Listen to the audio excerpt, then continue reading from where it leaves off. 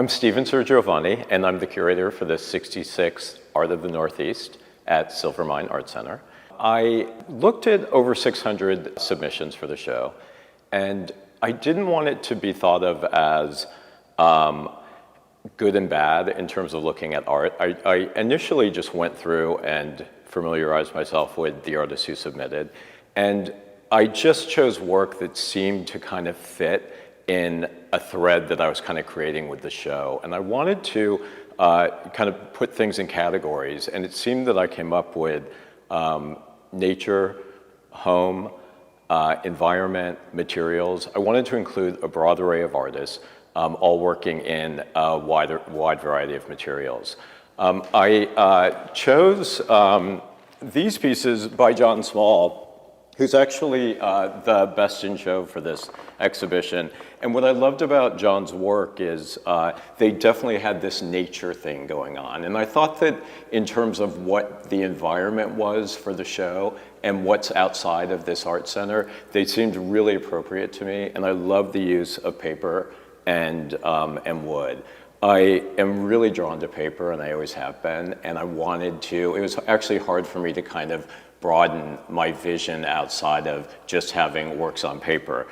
So I kind of went with paintings that also had some imagery. You know, although abstracted, they really felt beautiful and lush and just felt like these, you know, kind of like underwater landscapes in a way. And I thought that they're really beautiful in the use of paint and kind of abstracted enough that they could kind of be what you wanted them to be in a sense. And to me, they just felt like these beautiful landscapes emerging from underwater. I love these sculptural pieces, and they, you know, definitely have a lot of color and are really bold and are really loud. And I had a fear that they weren't gonna work well with others. I liked the materials, and I knew that the materials were really important for the show. So I needed them to kind of be on their own a bit, and I knew that I wanted to include them, but I thought that they were a bit challenging with some of the other pieces I was picking for the show, and I think challenging in a great way.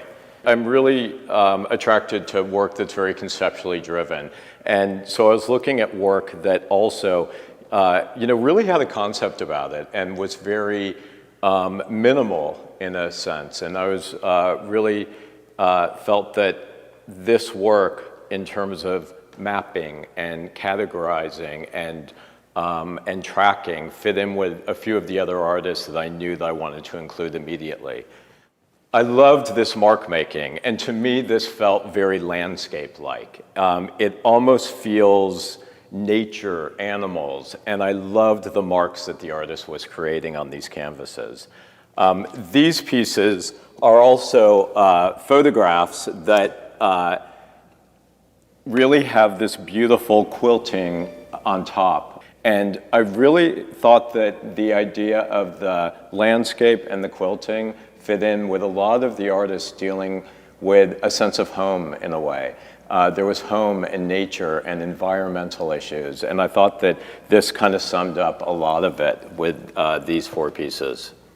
These pieces, really bold, and they also are very much about landscape in a way and cityscapes, and have so much energy. And I loved the energy that they brought into some of the quieter works that I am at some point gonna soon have installed in this room. These also are these beautiful paper pieces with these collage elements on top, and they're just gorgeous. And I loved the grids that that the artist is using, and also this quality that felt very playful to me, but very meticulous and very hand-done, and represented water in my eyes. And I loved that they also felt very mechanical in a sense, but also very free-form and very organic at the same time.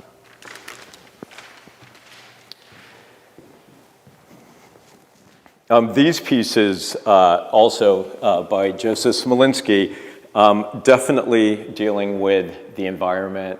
All of these animals have tracking devices on them, and I liked this kind of nature's really popping up in this show, a little more than I thought it would.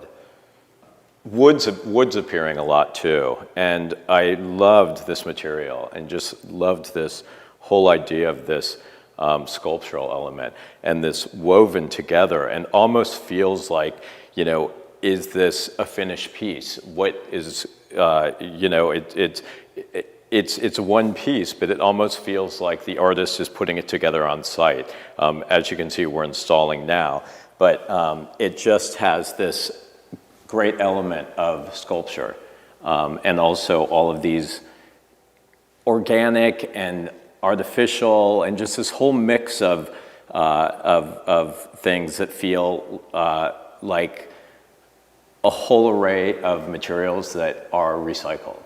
And I love the idea of kind of, even though the medium is very different than, let's say, this work over there, there's definitely something that is tied together in terms of the thought process of the works.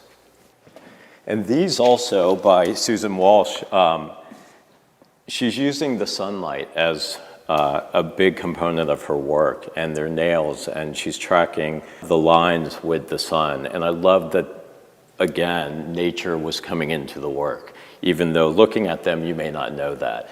She definitely is influenced by Sol LeWitt and Anquara and Fred Sandback. And a lot of these artists, I've noticed, have